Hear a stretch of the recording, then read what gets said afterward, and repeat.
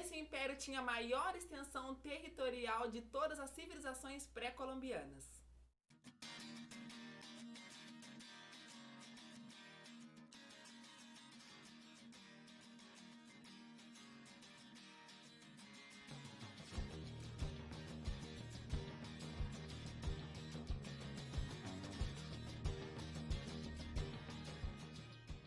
E no vídeo de hoje nós vamos falar sobre o Império Inca.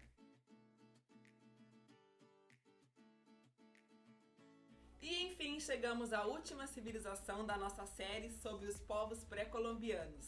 Se você chegou no canal agora, nós já fizemos um vídeo que na verdade foi um super resumão sobre as 3 principais civilizações, os maias, os astecas e incas, abordando tanto a parte histórica quanto a parte artística, um resumão falando sobre os 3. Depois eu gravei separadamente um vídeo sobre os maias, depois mais 2 vídeos sobre os astecas e agora vamos finalizar com 2 vídeos sobre o Império Inca.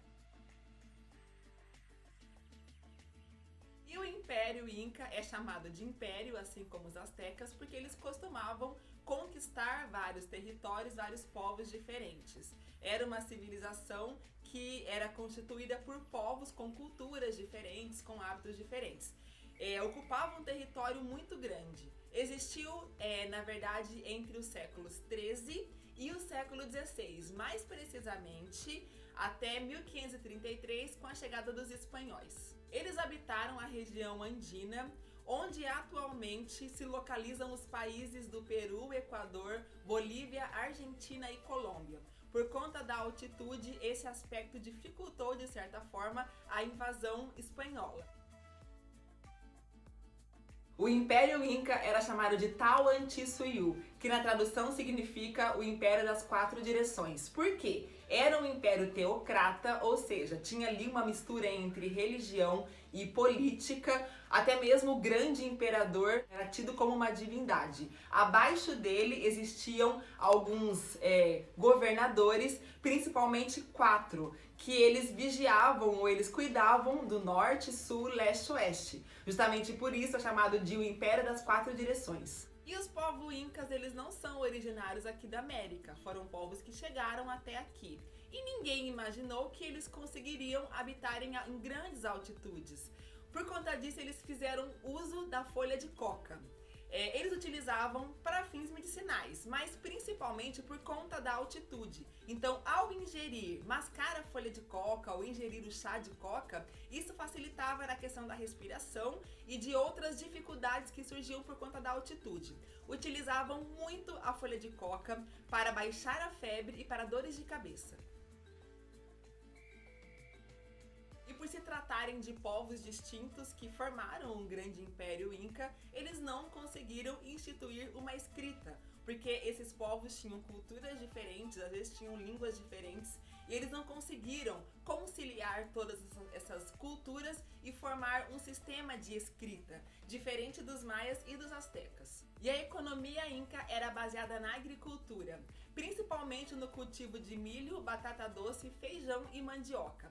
Parecia de certa forma com a economia dos povos maias e astecas, porém com algumas peculiaridades. Por exemplo, era uma economia baseada no escambo. Eles não tiveram uma moeda, assim como os maias e os astecas. Então eles viviam da troca de mercadorias entre eles e entre outros povos.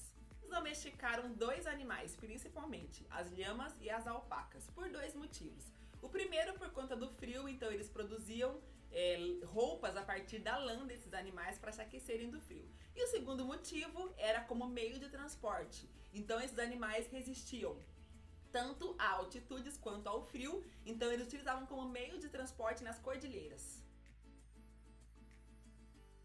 E eles tinham uma forma peculiar de trabalho chamada de mita, que consistia na seguinte forma. O governante local, ele sorteava de 4 em 4 meses o trabalho de determinadas famílias. Então, a cada 4 meses, as famílias mudavam de função. Por que eles faziam isso? Porque trabalhar principalmente nas minas de extração de ouro e prata trazia uma série de doenças pulmonares e complicações respiratórias. Então, para que isso não afetasse as pessoas diretamente ou mais efetivamente, eles faziam esse rodízio de trabalho, chamado de mita. E mais um detalhe sobre esse sistema mita. No final desses 4 meses, o governador local recolhia a prata e o ouro da mineração e levava até o grande imperador chamado de Sapa Inca. Isso funcionava mais ou menos como uma forma de pagar imposto. E quanto à mitologia, eles também têm uma mitologia muito interessante, porque eles acreditavam na força, nos deuses da luz e nos deuses da escuridão, mais exemplificados como a lua e o sol. Ou seja, eles acreditavam também nas forças da natureza, as divindades estavam ligadas à força da natureza. Eles acreditavam no equilíbrio entre o bem e o mal, as luzes e as sombras, a lua e o sol. Por conta disso, o mais importante para eles é que existisse um equilíbrio entre todas essas forças. Eles praticavam também sacrifícios tanto de animais quanto de humanos. Um fato bem interessante, quando eles sacrificavam principalmente mulheres e crianças, muitas vezes sacrificavam dezenas, centenas de mulheres e crianças, e eles sacrificavam ao nascer do sol, porque para eles, ao sacrificar essas pessoas enquanto o sol nascia, eles estavam sendo abençoados pela energia vital da luz. Eles acreditavam na reencarnação e por isso faziam a mumificação. E as múmias que foram e que são encontradas até hoje, elas estão num estado de conservação muito bom, porque eles já tinham uma técnica muito bem elaborada de mumificação.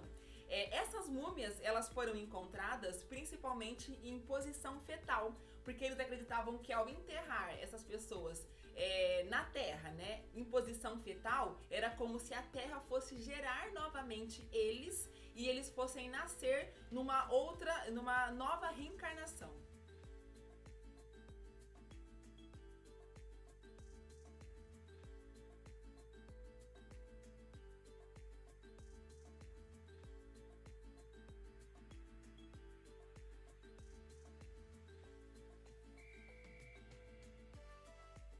E é bom salientar que muitas pessoas se davam em sacrifício. Então, por acreditar na reencarnação, eles criam que ao se dar em sacrifício, eles voltariam numa posição melhor, numa vida melhor do que a que eles tiveram anteriormente.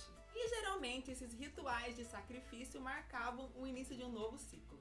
E como que aconteceu o final desse Império Inca?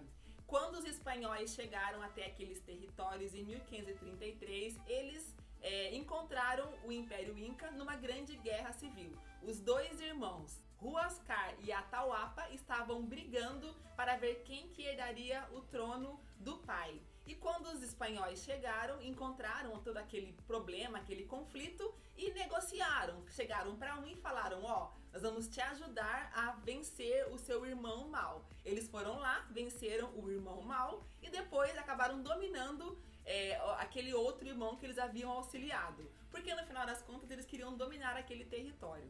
E os espanhóis, quando chegaram lá, capitaneados pelo grande conquistador Francisco Pizarro, eles eram em uma quantidade muito pequena comparando a quantidade de pessoas que existiam no Império Inca. Mas mesmo assim conseguiram conquistá-los por conta da tecnologia, armas de fogo que eles possuíam.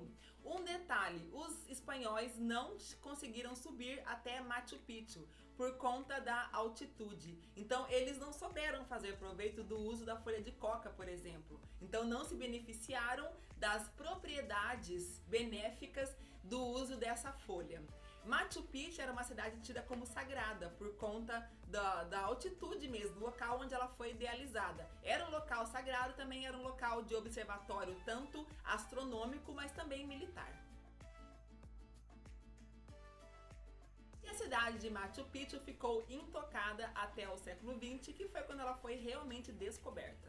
Espero que vocês tenham gostado, aguardem a segunda parte desse vídeo, deixa aquele like, se inscreva no canal se ainda não for inscrito, compartilhe nas suas redes sociais e um grande beijo!